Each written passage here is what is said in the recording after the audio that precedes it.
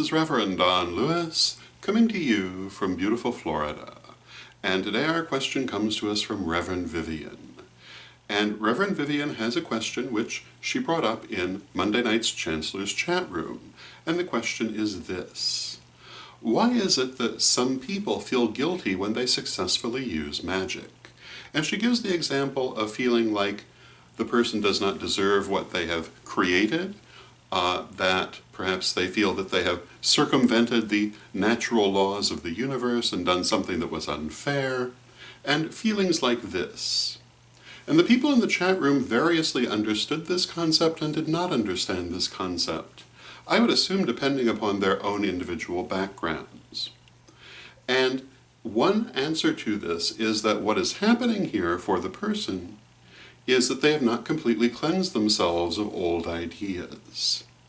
Many religions, particularly certain religions, do take a very negative view of magic, and they believe that it is breaking the natural laws of the universe, they believe it's unfair, they believe many negative things about it. But if you are a pagan employing magic on a regular basis, you surely should not feel that way.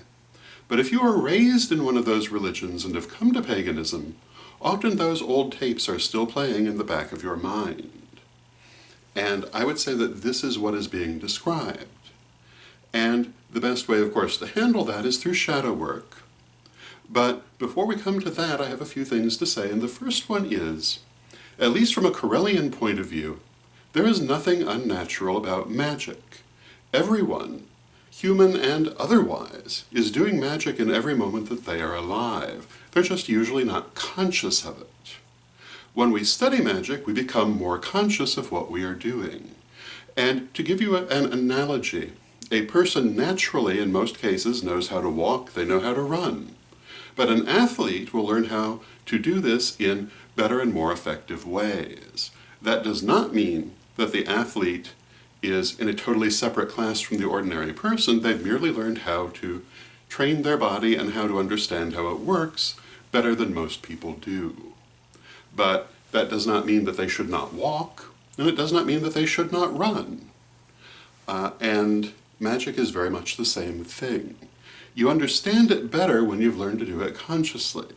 You can do it with greater intention and greater focus when you know how to do it consciously. But you're making a huge mistake to think that nobody else is doing it. And just because the other person may not be conscious of what's going on from their higher self, that doesn't mean that it cannot be just as effective as your very intentional magic. And therefore, I really see no reason to feel guilty about using magic if you're using it in a moral way. And all the basic ideas of being a good person or a bad person that apply in everyday physical life apply to magic just the same way. So if you're using it in a bad way, well then it is a bad thing. But if you're using it in a good way, it's a good thing. And it isn't really something you have that other people don't. You just have a little better understanding of it. I'll give you an example that perhaps is less practical, but not less accurate. As an artist, I have trained myself to be able to distinguish colors, to be able to see patterns, and to be able to draw with precision. Other people certainly see those same colors. They certainly can see patterns, but are not necessarily as aware of them. And the fact that they have not trained themselves to draw with precision does not mean they cannot draw. It simply means that I have placed greater focus on these things, and as a result, have greater acuity with them. Just because a person has studied and become proficient as an artist does not mean that someone who has not studied cannot create beautiful art. They certainly can.